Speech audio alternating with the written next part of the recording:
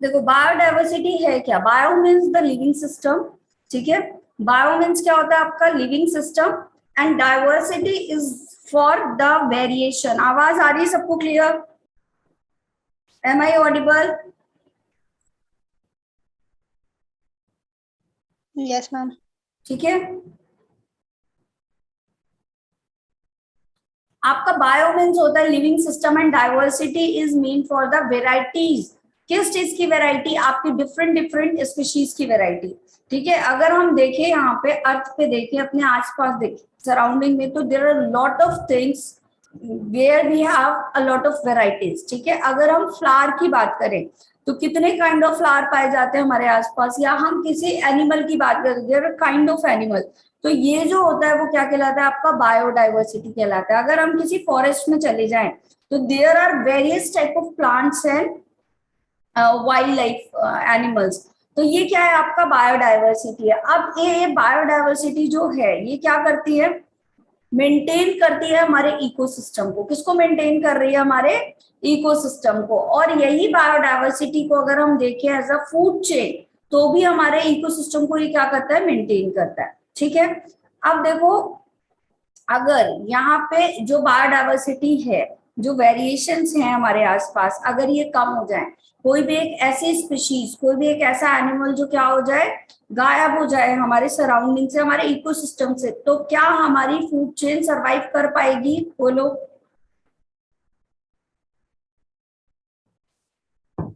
ठीक है, ecological disturbance हो जाएगा। तो इनको कंजर्व करना भी उतना इंपॉर्टेंट है जितना कि बायोडाइवर्सिटी हमारे आसपास पाई जा रहे हैं। तो इस चैप्टर में पहले तो हम वेरिएशंस पढ़ेंगे कि कैसे वेरिएशंस है, कहाँ पे वेरिएशन है, कितने वेरिएशन, और दूसरी चीज क्या बेटा यहाँ पे पढ़ेंगे कि इसको कंजर्व कैसे किया जाए। ठीक है, तो ये आपका दो वर्ड से मिलके बना हुआ है, बायोलॉजिकल एंड डाइवर्सिटी। तो the word biodiversity is made up of two words.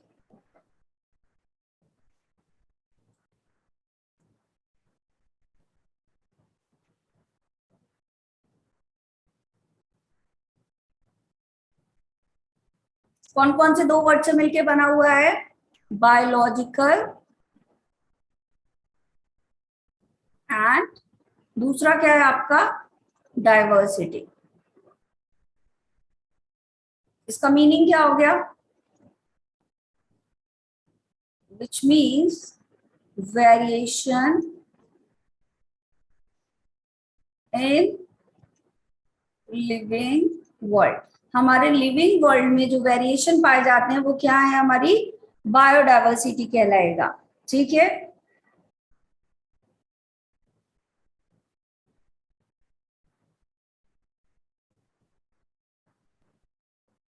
एक बात बताओ, अगर मैं बोलूं कि हमारा जो पूरा बायोडाइवर्सिटी, इतनी सारी डाइवर्सिटी है, तो इसको क्या किया गया, ग्रुप में क्लासिफाई कर दिया गया। This is the question from class 11। तो एक बात बताओ, how many kingdoms are classified, कौन कौन से?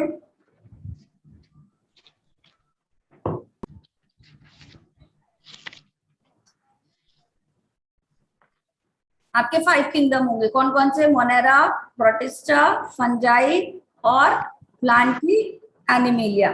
ठीक है, तो यहाँ पे अगर देखा जाए तो बहुत सारी स्पीशीज हैं, कुछ माइक्रो ऑर्गेनिज्म है, कुछ आपके क्या होंगे, फंगस होंगे, कुछ एल्गी होंगे, कुछ क्या होंगे आपके, हायर प्लांट्स होंगे और हायर एनिमल्स होंगे।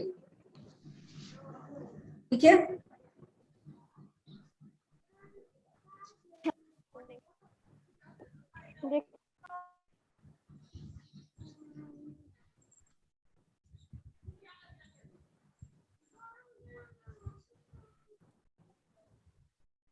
डेफिनेशन लिख लो इसकी, कंबाइंड डाइवर्सिटी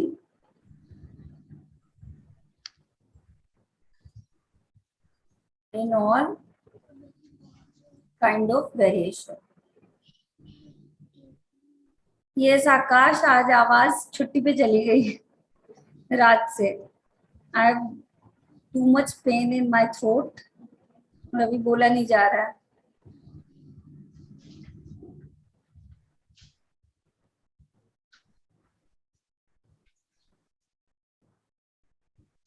और बायोलॉजिकल ऑर्गेनाइजेशन। ठीक है, जितने भी आपके बायोलॉजिकल ऑर्गेनाइजेशन होते हैं वहां क्या होगा, कंबाइंड जो डाइवर्सिटी पाई जाती है which is known as biodiversity. बेटा आपको लेवल ऑफ ऑर्गेनाइजेशन क्या हो सकते हैं, हो सकता है आपके जो सेल्स है, ठीक है, वो सेल्स अलग अलग मॉलिक्यूल से बनी हुई है। ठीक है, हो सकता है वो सेल्स क्या है, अलग अलग वो मॉलिक्यूल से बनी हुई है। ठीक है, और हो सकता है वो क्या हो, आपके सेल्स अलग अलग हो, टिश्यू लेवल पे वो अलग अलग हो, उनका स्पीशीज वेरी कर रहा हो, है ना, उनका क्या वेरी कर रहा हो, स्पीशीज वेरी कर रहा हो सकता है वो अलग अलग इकोसिस्टम में पाई जा रहे हो सकता है वो अलग अलग बायोम में पाई जा रहे हो। तो हर एक बायोलॉजिकल ऑर्गेनाइजेशन के अकॉर्डिंग जो हमारी पूरी ओवरऑल कंबाइंड डाइवर्सिटी होती है which is known as biodiversity. ठीक है, कौन कौन सी स्पीशीज इंक्लूड होंगी इनमें,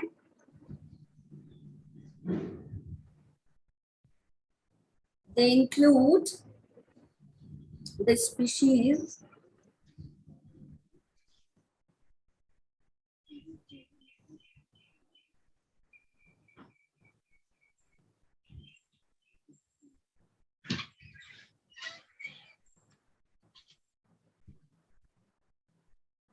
algae, fungi, plants and animal, these all are includes over here। ठीक है,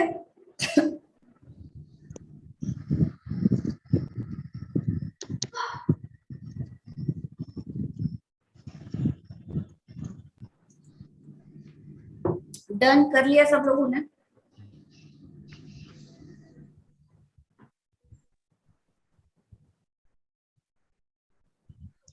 डन मैम।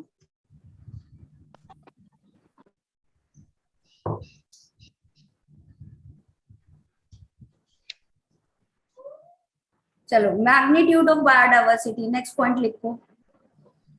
अरे एक लाइन और इसमें पीछे ऐड करो पहले तो, ये टर्म दिया किसने बेटा, ये तो भूल ही गई मैं। The term coined by Edward Wilson, the term, ये इंपॉर्टेंट है तुम्हारा, the term biodiversity is coined by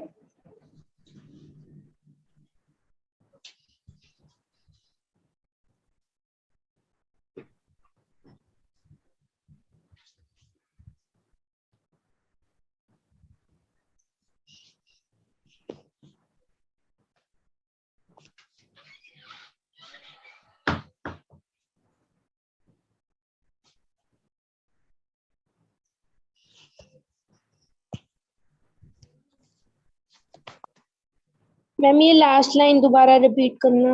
term biodiversity is coined by Edward Wilson. No Pratibha, अच्छा Pratibha is the third one जिसने कल रिप्लाई किया था। ओके हाँ, मैं एक नाम मुझे कंफ्यूज था।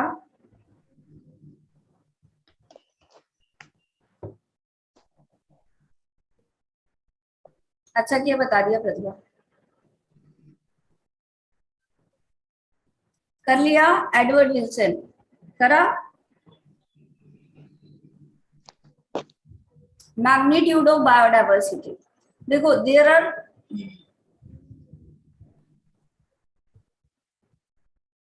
there is only 3 reply।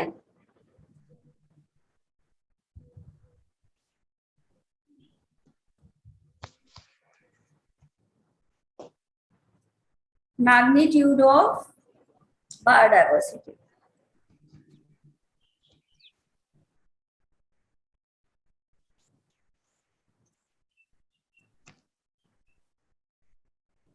ठीक है।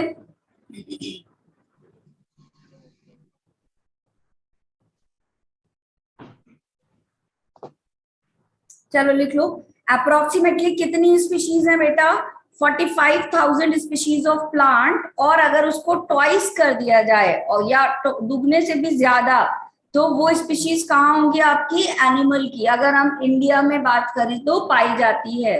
ठीक है, कितनी स्पीशीज, डेटा कभी कभी पूछ लिए जाते हैं तो थोड़ा बहुत इसको देख लेना। ठीक है, approximately 45,000 species of plant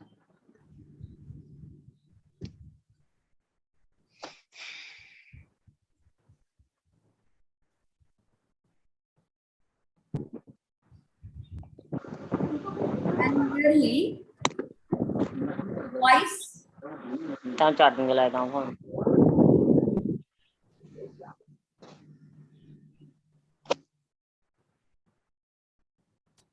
nearly twice as many species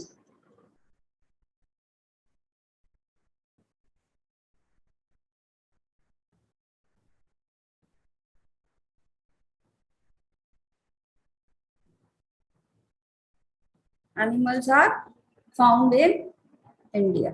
ठीक है, इतनी स्पीशीज यहाँ पे इंडिया में पाई जा रही हैं। तो इसको इंडिया को बेटा अगर देखा जाए तो 12th mega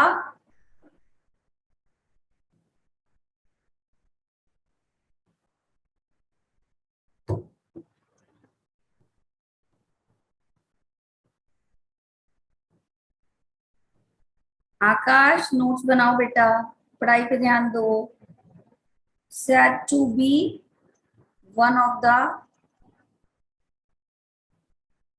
12th mega diversity bearing country।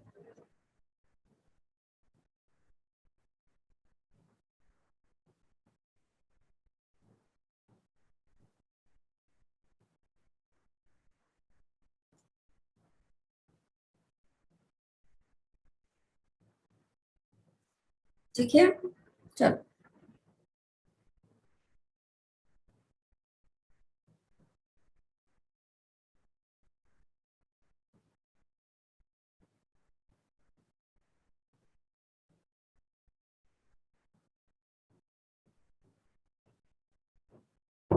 अगर टोटल स्पीशीज की बात करेंगे 45,000 ऑफ स्पीशीज की बात की गई है इंडिया में। ठीक है, अप्रोक्सीमेटली अगर बात की जाए ओवरऑल कंट्री में, ठीक है, कुछ कुछ डेटाज हैं जो नोट कर लो। India is said to be one of the 12th mega diversity bearing country, मतलब अगर ओवरऑल पूरे वर्ल्ड में देखा जाए तो 12th पोजीशन। दीदी की मुंडू बोल दा मिंदम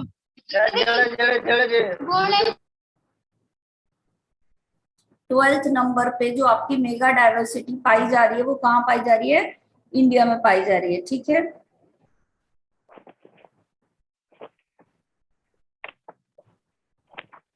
चलो अप्रोक्सीमेटली आपका 5.5 मिलियन जो है स्पीशीज वो कहाँ पाई जाती है?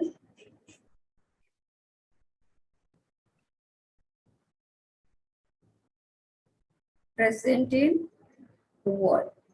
पूरे वर्ल्ड में कितनी स्पीशीज पाई जा रही है बेटा? 5.5 million. Bearing country,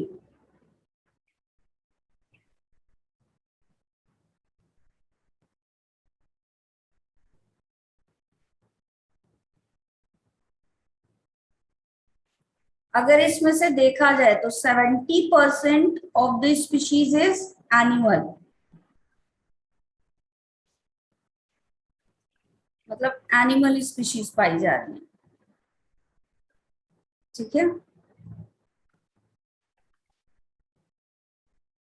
Y 20% is plant species.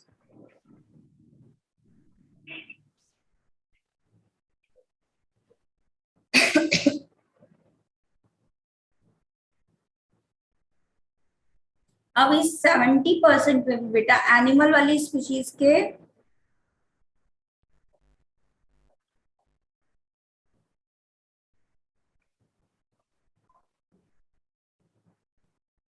Line check करनी पड़ेगी ऋतुका कि लिखा क्या हुआ है। समटाइम देखना पड़ेगा, I will cross check it.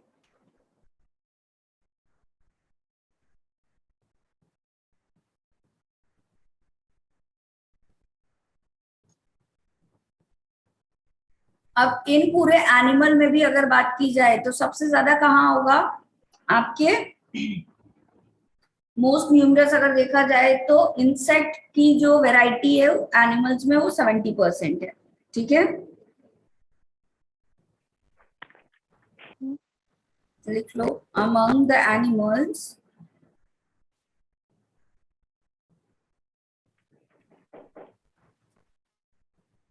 Insects की वैरायटी क्या है, ज्यादा है। इंसेक्ट्स आर द मोस्ट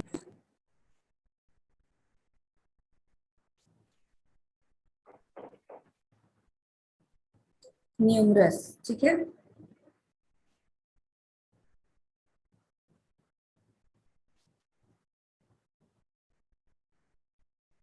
ठीक है,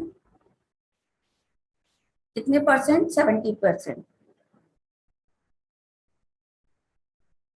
प्रेजेंट एसटी, अगर जो प्रेजेंट में स्टडी हुई उसमें क्या देखा गया कि सबसे ज्यादा वैरायटी किसकी पाई जा रही है, एनिमल्स में भी। यस, एनिमल्स में, एनिमल किंगडम में सारे ही आते हैं आपके, इनवर्टिब्रेट वर्टिब्रेट सारे। ठीक है, चलो डन कर लिया सबने। अब लेवल ऑफ बायोडाइवर्सिटी पे आते हैं, कितने लेवल ऑफ बायोडाइवर्सिटी बांटा गया है।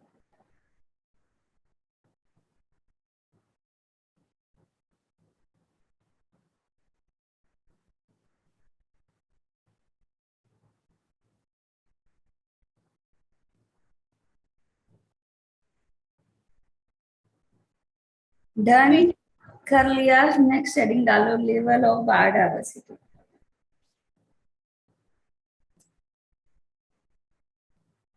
मैं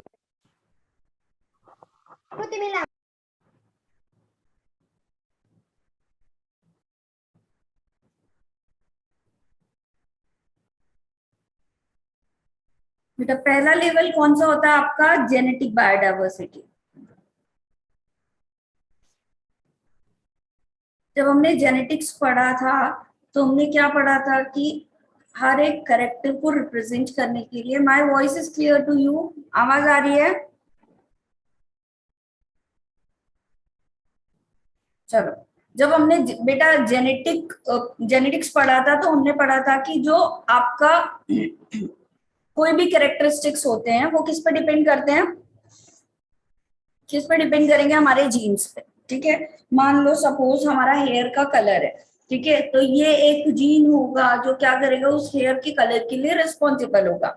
लेकिन अब हेयर के कलर में वेरिएशंस आएंगे, तो ये वेरिएशंस जो होते हैं एक जीन के, जो वेरिएशंस होते हैं which is known as allele, वो क्या होते हैं बेटा, एलील होते हैं। तो ये एलील क्या करते हैं आपके,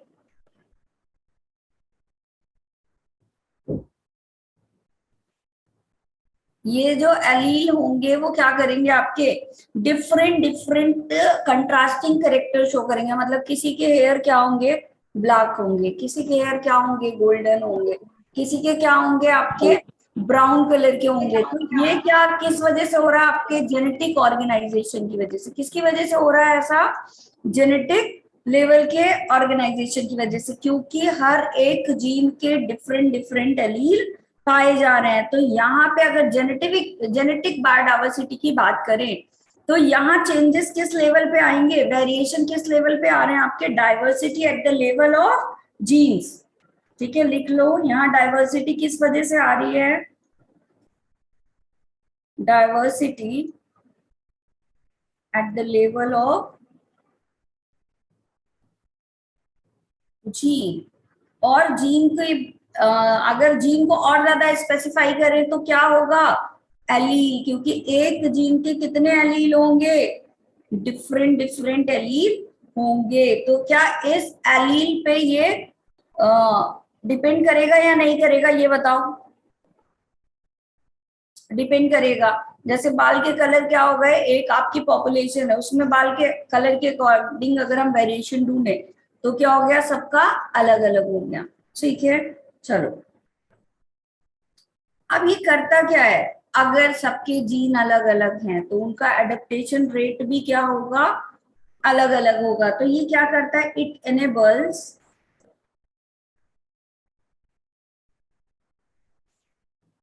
टू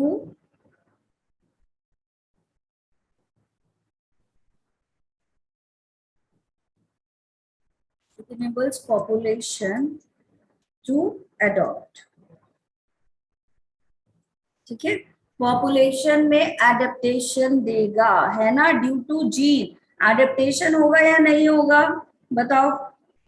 बिल्कुल होगा। अगर हम देखें यहाँ पे, ठीक है, एक चीज समझना थोड़ा सा जो जेनेटिक डाइवर्सिटी है ये क्या करती है, अलग अलग स्पीशीज को मेंटेन करती है। क्या करेगी बेटा, ओहो सॉरी,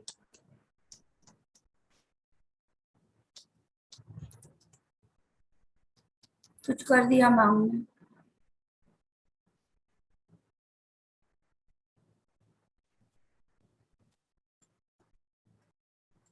स्लाइड ही गायब हो गई भाई। वेट बेटा, आई हैव क्लिक समथिंग। अभी आ गया स्लाइड सबको, जूम इन हो गया था, यस अभी ठीक है। चलो ठीक है, अब एक बात बताओ, एक जीन है, ठीक है, अगर हम बात करें, जैसे हम जेनेटिक ड्रिफ्ट की बात कर रहे थे तो क्या हो रहा था, या फिर अगर हम बात करें जो हमारा एलोपैट्रिक स्पीशीज होता है, क्या हो गया आपका, एक स्पीशीज थी लेकिन कुछ ऐसा हुआ कि वो दो तरफ चली गई, ठीक है, बायोजोग्राफिकल डिस्ट्रीब्यूशन हो गया, ठीक है। जैसे स्क्वायरल की स्पीशीज का एग्जांपल दिया जाता है, क्या हो गया कि एक स्क्वायरल की स्पीशीज थी, क्या हुआ, बीच में से एक वैली निकल आई, तो आधी इधर हो गई और आधी इधर हो गई। अब इनका इन्वायरमेंट चेंज हो जाएगा या नहीं हो जाएगा, ये अब आपस में कभी भी फिजिकली मिल पाएंगी क्या, एक दूसरे के साथ रिप्रोडक्शन कर पाएंगी, नहीं कर पाएंगी, तो ये दोनों क्या हो जाएंगे, अलग अलग हो जाएंगे।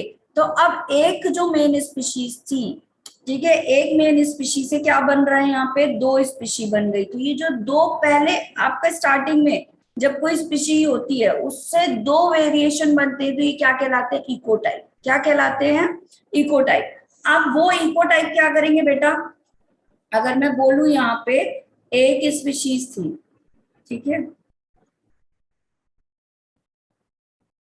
ये एक स्पीशी थी, ये क्या हो गया, मान लो यहाँ पे इन दोनों के बीच में कोई एक रिवर आ गई, ठीक है, तो एक रिवर के लेफ्ट हैंड साइड पे चली गई, एक रिवर की किधर चली गई, राइट साइड पे चली गई। नहीं बोले पहले मजे मजे लग रहे मजे मजे। When you people entered in the Zoom meeting, so kindly make sure your audio is connected or disconnected. ये थोड़ा चेक कर लिया करो, ठीक है।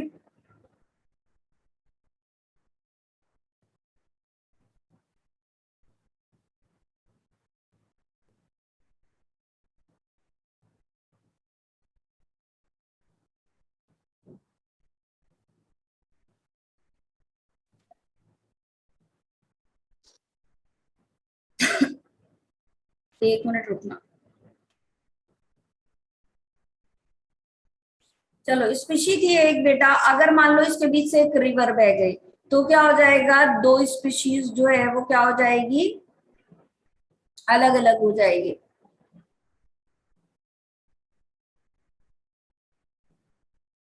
ठीक है।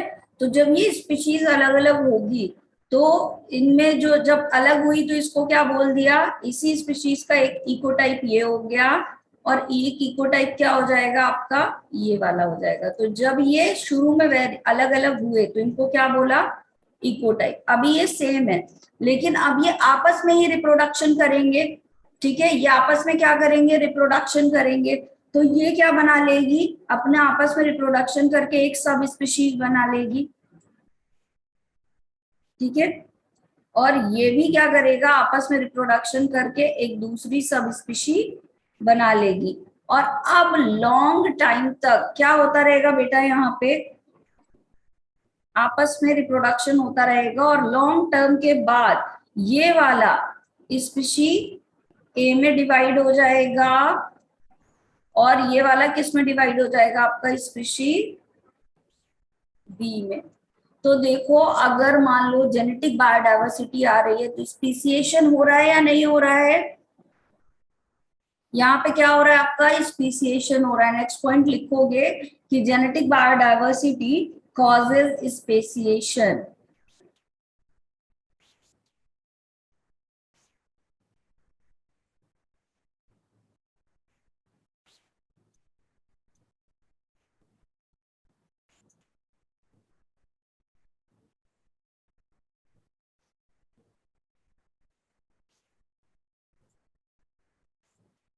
ठीक है, ये क्या कॉज करेगा बेटा, स्पेसिएशन कॉज करेगा कि अगर जेनेटिक लेवल पे चेंजेस आ रहे हैं बार बार तो क्या आने लगेंगे, दो आपकी एक ही स्पीशीज थी वो चेंज हो गई दो में, और क्या आने लगा वहां पे आपका चेंजेस अराइज हो गया धीरे धीरे। ठीक है, आया समझ में, बोलो। अब अगर हम बात करें स्पीशीज बायोडाइवर्सिटी की, अब क्या हो गई है, स्पीशीज अलग अलग हो गई है, तो नेक्स्ट आपका बायोडाइवर्सिटी का लेवल क्या होगा, स्पीशी बायोडाइवर्सिटी। नेक्स्ट डाल लो।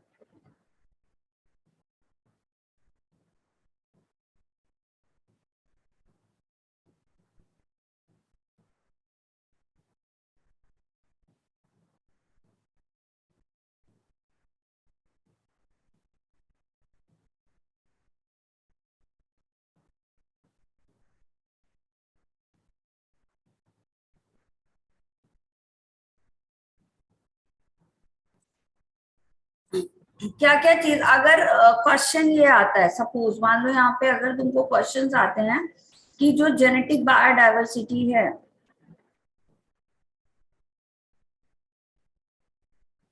नो प्रतिभा बेटा, यहाँ देखो क्या हो रहा है, अगर मान लो क्वेश्चन आता है कि अगर जेनेटिक लेवल पे बायोडाइवर्सिटी हो रही है तो इसमें क्या क्या चेंजेस अकर होंगे, तो या इसका रोल क्या है, तो रोल इसका पहला क्या है कि ये पॉपुलेशन को एडेप्टेशन देगा, देगा या नहीं देगा, जो नेचुरल सिलेक्शन था क्या वो आपका जेनेटिक बायोडाइवर्सिटी, अभी तुम्हारा इवोल्यूशन और इकोलॉजी ये लगभग मिलते जुलते से एक दूसरे से कोरिलेट करते हैं, अगर तुम नेचुरल सिलेक्शन के लिहाज से सोचो। ठीक है, नेचुरल सिलेक्शन हुआ, यस गायत्री, इकोटाइप ए और इकोटाइप बी रिप्रोडक्शन करेंगे, लेकिन इकोटाइप ए वाला केवल इकोटाइप ए वाले के साथ ही रिप्रोडक्शन करेगा, इकोटाइप बी वाला इकोटाइप बी के साथ रिप्रोडक्शन करेगा। आया समझ में, दोनों कभी भी अलग अलग रिप्रोडक्शन नहीं करेंगे।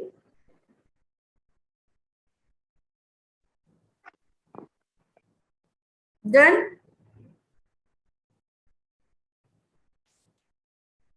ठीक है, तो रिप्रोडक्शन कैसा होगा, अलग अलग होगा।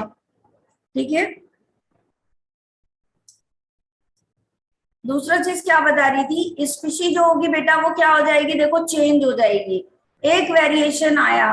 ठीक है, एक वेरिएशन आया, मान लो कलर था, किसी इंसेक्ट का कलर था, कुछ इंसेक्ट रेड कलर के थे, उसमें एक वेरिएशन आ गया, म्यूटेशन हो गया।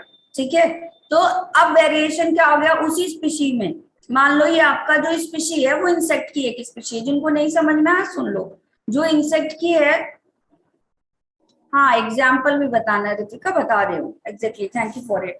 देखो देखो स्पीशी की बात करूं अगर मैं, ये कंसेप्ट समझो यहाँ पे कि आपका स्पीसिएशन कैसे हो रहा है, मान लो एक बग की स्पीशीज थी, रेड और ग्रीन कलर के बग थे। ठीक है, तो कुछ आपके क्या हो गए, पहले आपके रेड कलर के होते थे, लेकिन एक कोई जीन म्यूटेंट हुआ, जेनेटिक लेवल पे चेंज आ गया, तो वो किस कलर के होने लगे, ग्रीन कलर के होने लगे, पहले किस कलर के थे, रेड होते थे, लेकिन वो कैसे होने लगे, कुछ वाले ग्रीन हो गए, तो पहले जो रेड होते थे उनको एक इको टाइप बोल दिया। ठीक है, और ग्रीन कलर वाले जो बने उनको इको टाइप बी बोल दिया। अब एक बात सुनो, अगर रेड वाला रेड वाले के साथ ही हर बार रिप्रोडक्शन करेगा तो क्या करेगा, केवल रेड ही कलर बनेगा या नहीं बनेगा, तो एक सब स्पीशीज बन जाएगी एक लॉन्ग टर्म के बाद, बनेगी या नहीं, और ग्रीन वाला ग्रीन वाले के साथ ही रिप्रोडक्शन कर रहा है, तो ये वाला इकोटाइप एक सब स्पीशी बना लेगा कैसी, अपनी, और एक लॉन्ग टर्म तक अगर यही चलता रहा तो इनकी दो अलग अलग स्पीशीज बन जाएंगी, इनमें जेनेटिक लेवल पे डिफरेंसेस आते ही रहेंगे। जेनेटिक बायोडाइवर्सिटी का एक एग्जाम्पल लिख लो बेटा, नेक्स्ट स्लाइड में कर रही हूँ, यहाँ पे ना एक एग्जाम्पल लिख लो, तुम लोग की कॉपी में जगह होगी तो इसी के नीचे लिख लेना। ठीक है, एक यहाँ पे क्या होता है, राउवोल्फिया वोमिटोरिया पाया जाता है। ठीक है, एग्जाम्पल क्या है इसका, इसमें जेनेटिक बायोडाइवर्सिटी देखी जाती है, राउवोल्फिया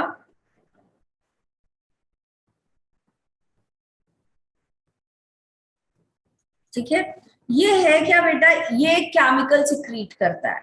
ठीक है, क्या करेगा ये, एक इट सिक्रीट्स, यहाँ पे ब्रैकेट में लिख लो, इट सिक्रीट्स एक स्पीशीज है, ये क्या करेगा, केमिकल सिक्रीट करेगा।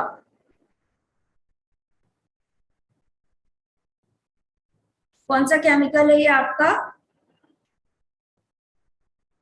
रेजिरपाइन, ठीक है, which use in the treatment of BP।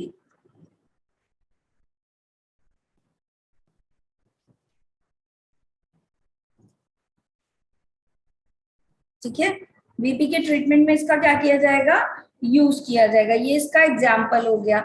ठीक है, दूसरी चीज यहाँ पे देखो, जब भी जेनेटिक डाइवर्सिटी आएगी तो चेंजेस जो है वो इन्वायरमेंट के अकॉर्डिंग अडॉप्ट होंगे, होंगे या नहीं होंगे। नेचुरल सिलेक्शन में अडेप्टेशन हो रहा था, बोलो जल्दी, जो अडॉप्ट कर लेगा उस एनवायरमेंट को वही सरवाइव करेगा, यही तो था नेचुरल सिलेक्शन। तो वहां जेनेटिक डाइवर्सिटी आई थी या नहीं आई थी, क्लियर। चल,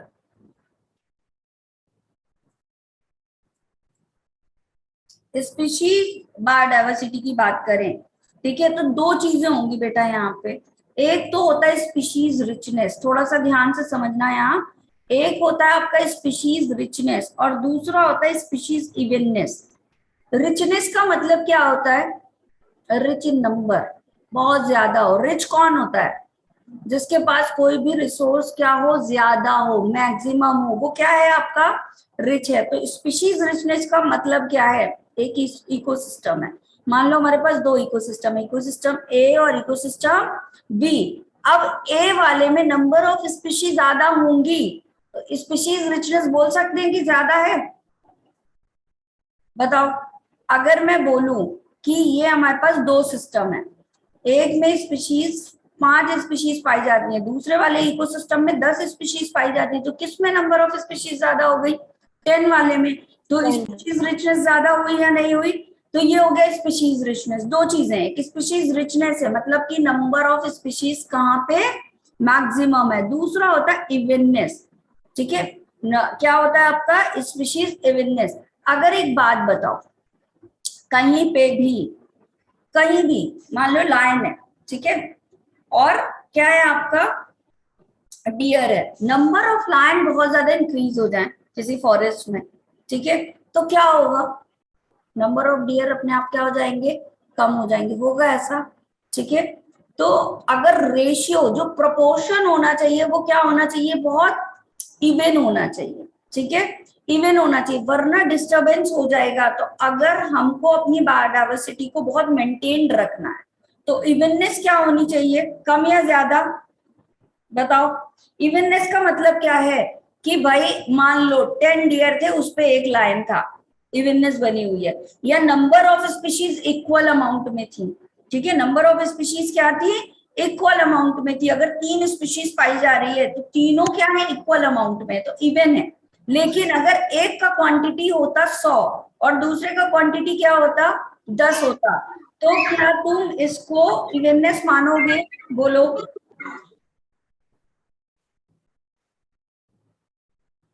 ठीक है, तो यहाँ पे स्पीशीज रिचनेस और स्पीशीज इवननेस दो टर्म आएंगे। स्पीशीज रिचनेस का मतलब क्या है, नंबर ऑफ स्पीशीज, लिख लो यहाँ पे, number of species per unit area. एक पर्टिकुलर एरिया में कितने नंबर ऑफ स्पीशीज पाए जा रहे हैं, number of species per unit area. ठीक है, इसको क्या बोलेंगे, स्पीशीज रिचनेस बोलेंगे। ठीक है, अगर स्पीशीज इवननेस की बात करें तो प्रोपोर्शनेट की बात करेंगे कि आपस में प्रोपोर्शन कितना है। ठीक है, कौन कितने नंबर में पाई जा रही है। ठीक है,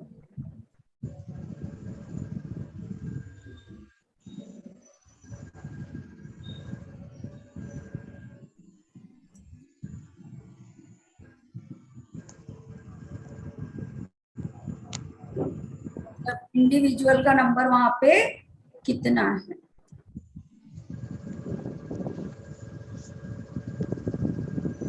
ठीक है, ये कहलाता है कि आपका स्पीशीज इवननेस।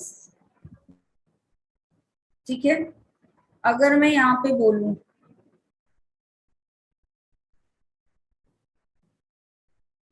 मान लो यहाँ पे क्या है आपकी,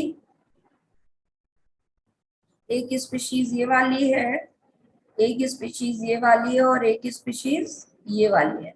ठीक है, आ रही है बात समझ में? ठीक।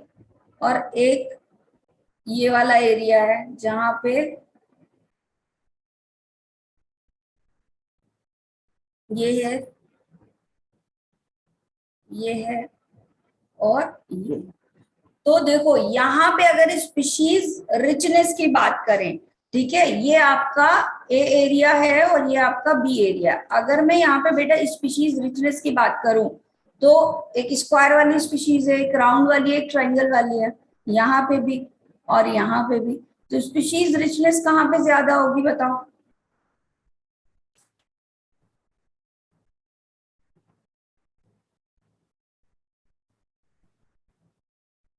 देखो यहाँ पे बोल रहा है बेटा number of species per unit area. एक यूनिट एरिया ये है हमारे पास ए वाला, एक यूनिट एरिया हमारे पास है बी वाला। यहाँ पे भी एक स्पीशीज, दो स्पीशीज और तीन स्पीशीज, यहाँ पे भी एक स्पीशीज, दो स्पीशीज और तीन स्पीशीज। तो दोनों में स्पीशीज रिचनेस क्या हो गई? बराबर है, दोनों में 3 और 3 है। अगर मैं यहाँ पे एक ट्राइंगल वाला भी ऐड कर देती तब स्पीशी रिचनेस किसमें ज्यादा होती? बी वाले में, है ना? एक क्या हो गया आपका ट्राइंगल, सॉरी रेक्टेंगल वाला भी स्पीशी यहाँ पे आ गया, तब बी वाला ज्यादा होता। लेकिन अगर नंबर ऑफ स्पीशीज देखो, अगर मैं बोलूं एक फॉरेस्ट है जहां पे क्या है आपका बर्ड्स भी हैं, लायन भी है, इंसेक्ट भी है और डियर भी है, तो 4 चीजें हो गई।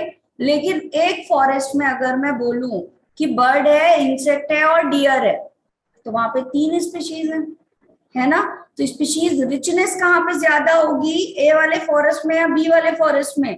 जहां 4 स्पीशीज है वहां स्पीशीज रिचनेस ज्यादा होगी। तो देखना ये कि एक यूनिट में कितनी स्पीशीज, नंबर ऑफ स्पीशीज आ रही है। लेकिन इवननेस का मतलब क्या है कि किसी इंडिविजुअल स्पीशीज के कितने नंबर पाए जा रहे हैं। जैसे ये स्क्वायर वाली एक इंडिविजुअल स्पीशीज है, यहाँ पे 2 हैं, ए वाले में 2 हैं, लेकिन यहाँ पे देखो कितने हैं तुम्हारे, 1 2 3 4 हैं। ठीक है, तो इवननेस का मतलब क्या होता है कि सारी स्पीशीज एक सही ऑर्डर में है, उनका प्रोपोर्शन बहुत सही है। ठीक है, कोई कम कोई ज्यादा ऐसा नहीं है। क्योंकि अगर आपका लेवल ऐसा हुआ कि कोई बहुत कम है कोई बहुत ज्यादा है, तो इकोलॉजिकल डिसबैलेंस हो जाएगा। होगा या नहीं होगा? लायन बहुत ज्यादा हो गए, डियर कम हो गए, तो पहले क्या होगा? लायन क्या करेगा? हंट कर लेगा डियर को, तो डियर तो एकदम ही साफ हो जाएंगे इकोसिस्टम से, है ना? और फिर लायन को कुछ और मिलेगा ही नहीं खाने को, तो फिर लायन भी क्या हो जाएंगे भाई, काफी दिन तक तो सरवाइव करने की कोशिश करेंगे, लेकिन माल न्यूट्रिशन तो हो जाएगा, उनको खाना ही नहीं मिल रहा है, तो वो भी गायब हो जाएंगे। तो डियर की स्पीशीज भी डिक्रीज होगी, फिर लायन की स्पीशीज भी डिक्रीज हो जाएगी। तो धीरे धीरे क्या होगा, स्पीशीज जो है वो कम होती चली जाएगी। तो मेंटेन रखने के लिए बेटा प्रोपोर्शन होना बहुत जरूरी है। ठीक है, तो यहाँ पे क्या होगा आपका स्पीशीज इवननेस बोला जाता है कि एक पर्टिकुलर एरिया में जो आपके डिफरेंट इंडिविजुअल्स हैं, ठीक है, उनका प्रोपोर्शन क्या है डिफरेंट स्पीशीज में। तो यहाँ पे भी देखो स्क्वायर वाला 2, सर्कल वाला 2, ट्राइंगल वाला 2, तो इवननेस है या नहीं है? सब में बराबर बराबर है, बताओ। ठीक है, तो एक बात मुझे बताओ, मैं नेक्स्ट स्लाइड पे आती हूँ। अगर मैं तुमसे क्वेश्चन करूं कि बेटा एक बात बताओ कि कहाँ पे तुम्हारा पॉपुलेशन जो है वो मतलब किस वाली पॉपुलेशन में, ए वाली पॉपुलेशन में या बी वाली पॉपुलेशन में बायोडायवर्सिटी जो है वो ज्यादा होगी? कहाँ ज्यादा होने के चांसेस हैं? जहां इवननेस होगा वहां, या जहां पे इवननेस नहीं पाई जाएगी, स्पीशीज इवननेस एब्सेंट होगी वहां? बोलो।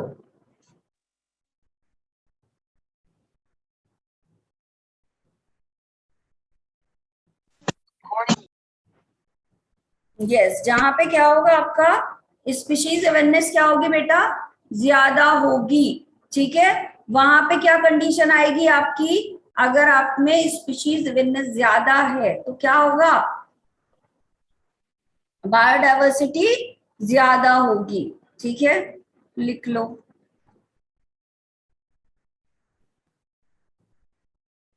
If population is more even, ठीक है, अगर ज्यादा इवननेस है तो द बायोडाइवर्सिटी इज मोर।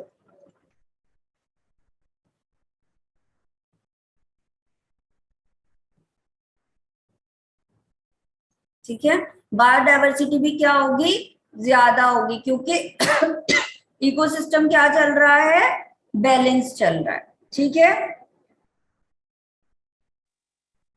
अगर मान लो इवननेस आपकी क्या है, ज्यादा है, तो स्पीशीज रिचनेस क्या होगी, स्पीशीज की रिचनेस क्या होगी, कम और ज्यादा।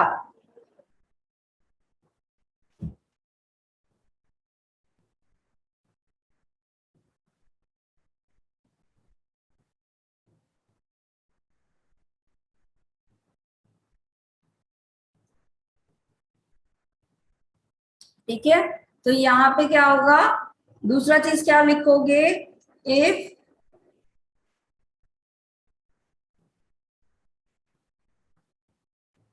पॉपुलेशन इज मोर इवन, अगर पॉपुलेशन आपकी क्या है, ज्यादा इवेंट है, ठीक है, तो क्या है यहाँ पे, स्पीशीज रिचनेस भी क्या होगी, ज्यादा।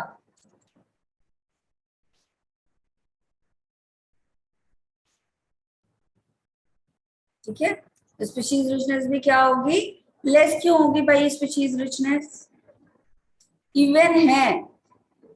अच्छा इसको भी सुनो समझो, क्या था यहाँ, लायन था, ठीक है, या फिर क्या था आपका, अच्छा एक चीज और, स्पीशीज रिचनेस क्यों ज्यादा होगी, इसको ऐसे समझो, कलर से समझा रही हूँ, ठीक है, ये वाले थे, ठीक है, ये वाले थे, और क्या था आपका, कौन सा था, ट्राइंगल था, ठीक है, एक ये इवन वाला था, ठीक है, और अगर एक मैं बोलूं, ऐसा था कुछ, कुछ ऐसा था, ठीक है, मान लो जेनेटिक ड्रिफ्ट हो गया, क्या माना हमने, जेनेटिक ड्रिफ्ट हो गया, जेनेटिक ड्रिफ्ट हुआ बेटा, सुनो जेनेटिक ड्रिफ्ट हुआ यहाँ पे, तो क्या हुआ, दोनों पे हुआ, और जेनेटिक ड्रिफ्ट में जो ये आपका स्क्वायर वाला था वो क्या हो गया, उसके ऊपर अफेक्ट हुआ, तो यहाँ पे क्या हुआ, अगर एक एलिमिनेट हो गया स्क्वायर तो एक बचा रह गया, लेकिन यहाँ पे स्क्वायर वाला अगर एलिमिनेट हुआ, कम स्पीशीज थी, स्पीशीज रिचनेस क्या थी, अनइवन थी, तो ये क्या हो जाएगा, फिनिश हो जाएगा, ये क्या हो जाएगा, फिनिश हो जाएगा, इस वाले एरिया में केवल ये दोनों स्पीशीज ही बची रहेंगी, जबकि इस वाले एरिया में अभी भी देखो कितनी स्पीशीज बची हुई हैं, अभी भी स्पीशीज रिचनेस किसमें ज्यादा है, अभी तक इक्वल थी, अभी तक स्पीशीज रिचनेस यहाँ भी 1 थी, सॉरी यहाँ भी 3 थी और यहाँ भी 3 थी, 3 टाइप ऑफ स्पीशीज इधर भी थी इधर भी थी, लेकिन अगर जेनेटिक ड्रिफ्ट आ गया, सपोज हम कुछ ऐसी क्लेमिटीज हो गई, जेनेटिक ड्रिफ्ट हो गया और एलिमिनेशन हुआ, अटैक किस पे हुआ, स्क्वायर वाले पे, तो भाई जहां कम है नंबर ऑफ स्पीशीज वो वाला तो स्क्वायर पूरा ही फिनिश हो गया, तो अब सिर्फ सर्कल और ट्राइंगल वाली स्पीशीज ही बचेंगी, तो 2 स्पीशीज हो गई ना। अब देखो नंबर ऑफ स्पीशीज अगर यहाँ देखें तो कितनी है, 3 है, जबकि यहाँ देखें तो कितनी है, 2 है ना, बताओ जल्दी, कुछ आया समझ में, स्पीशीज रिचनेस कहाँ क्लियर होगी, कहाँ ज्यादा होगी बेटा, जहां पे इवननेस ज्यादा होगी, अगर इवननेस ज्यादा नहीं है तो भी स्पीशीज रिचनेस ज्यादा नहीं होगी। अगर मैं इसको और इजीली समझाऊं, वही नंबर ऑफ लायन क्या थे, ज्यादा हो गए तो डियर को खा लिया, ठीक है, एक फॉरेस्ट में बैलेंस में था, मान लो 10 डियर के ऊपर एक लायन था, ठीक है, तो भाई वो धीरे धीरे हंट करेगा, तब तक रिप्रोडक्शन भी होता रहेगा, ठीक है, लेकिन एक में 100 लायन थे, प्रपोर्शन गड़बड़ हो गया, और 100 डियर थे, तो क्या होगा, 100 लायन ने 100 डियर को खा लिया, अब क्या होगा, डियर गया, अब एलिमिनेट हो गया डियर आपके फॉरेस्ट ए से, तो तुम बताओ जो स्पीशीज रिचनेस है वो कम हो गई या नहीं हो गई? डियर की स्पीशीज ही चली गई। क्लियर है? इस एग्जाम्पल से दोनों दो तरीके से एग्जाम्पल दे दिए, बताओ जल्दी। तो जहां इवननेस ज्यादा होगी, एक बात बताओ, स्पीशीज इवननेस का मतलब है प्रोपोर्शन आपका मेंटेन होना चाहिए। ठीक है, मान लो एक लाइन पे 10 डियर होने चाहिए, भाई एक एक करके ही तो खाएगा, है ना? ठीक, अगर ये प्रोपोर्शन है तो प्रोपोर्शन मेंटेन रहेगा। लेकिन 10 लाइन 10 डियर, तो एक ही दिन में 10 लाइन 10 डियर को खा जाएंगे या नहीं खा जाएंगे? खा जाएंगे। तो डियर की समाप्ति हो गई। बोलो, मान लो एक यहाँ पे इकोसिस्टम है, यहाँ पे लायन पाया जा रहा है, डियर पाया जा रहा है, और क्या पाया जा रहा है? बर्ड्स पाए जा रहे हैं। चलो ऐसा समझ लेते हैं। तो 3 स्पीशीज यहाँ है और 3 स्पीशीज आपके फॉरेस्ट 1 में भी है और फॉरेस्ट 2 में भी है। इस तरीके से है कुछ, चलो ऐसा मान लिया। ठीक है, यहाँ प्रोपोर्शन कितना है बेटा? 1 लायन है। कितने लायन है यहाँ पे? 1 लायन है। क्या करती है? 1 लाइन है। ठीक है, और डियर कितना है यहाँ पे? 10। प्रोपोर्शन ये, लेकिन यहाँ 10 लाइन और 10 डियर है।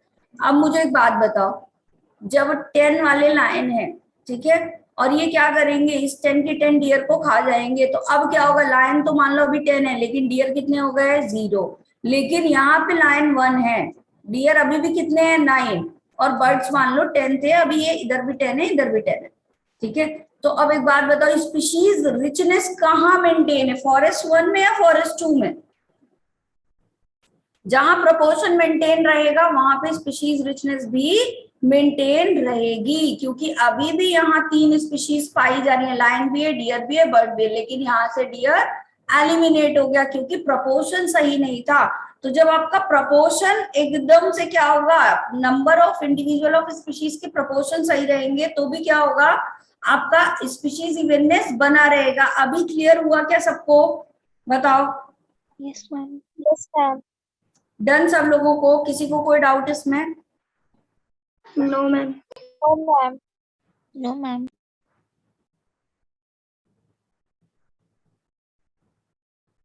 अच्छा, इसको इक्वेटिबिलिटी भी बोला जाता है। Species evenness is also called as species equitability. यहाँ पे मैं लिख दूं, नहीं तो यहाँ लिख दूं एरो करके रेड से, लिख लो। अगर ये टर्म आ जाएगा तो फिर तुम कंफ्यूज हो जाओगे। Species evenness is called as, इसको और क्या बोला जाता है आपका? इक्विटेबिलिटी।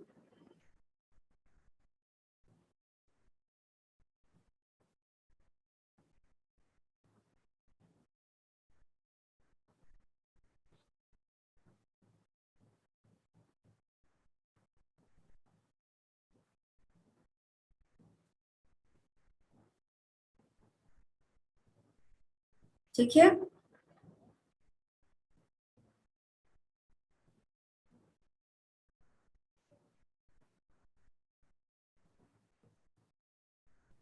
तो अगर मैं बोलूं आपका स्पीशीज डाइवर्सिटी की बात करूं, ठीक है, तो जो प्रोडक्ट होता है स्पीशीज रिचनेस का, वही आपका क्या कहलाता है? Species diversity.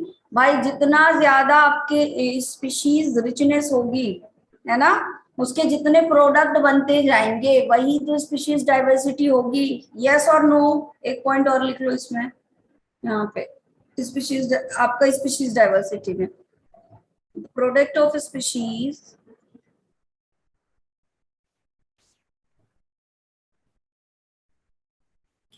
Product of species richness या फिर इवननेस, चाहे वो इवननेस हो चाहे वो आपका रिचनेस हो, इसका जो प्रोडक्ट होता है वही क्या कहलाता है? नोन एज, ये नोन एज लिखा हुआ है, ठीक है, स्पीशीज डाइवर्सिटी।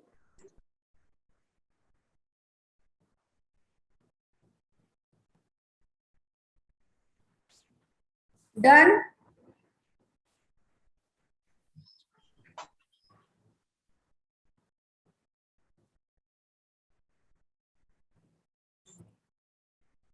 चलो see you in the next session. आप लोग की नेक्स्ट क्लास होगी, रेस्ट ले लो और फिर नेक्स्ट वाली क्लास के लिए प्रिपेयर कर लो खुद को, ठीक है। See you in the next session. Bye bye everyone. Bye ma'am. Bye ma'am. Ma'am. Bye ma'am. Bye ma'am. Thank you ma'am. Bye ma'am.